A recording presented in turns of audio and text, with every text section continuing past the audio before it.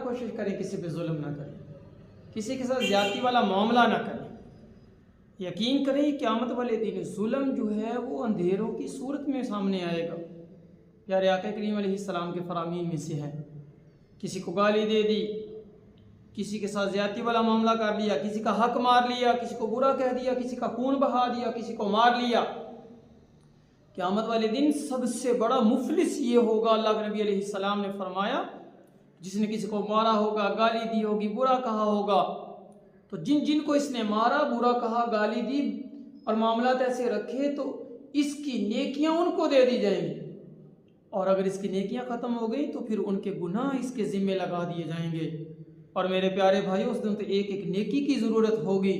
खुदारा दुनिया में थोड़ा सा सोचे, 4 पैसे आ जाए, ओहदा आ जाए और मर्तबा आ जाए, मकाम मिल जाए, तो खुदारा तकब्बुर के अंदर ना आइएगा। अल्लाह को ये तकब्बुर पसंद नहीं है। कोशिश करें अपनी ज़िंदगी ऐसे गुजारें, भी हो जाता है, बर्दाश्त पैदा करें। अदम बर्दाश्त से हमारे मुआशरे के अंदर बदअमनी पैदा होती चली जा रही है।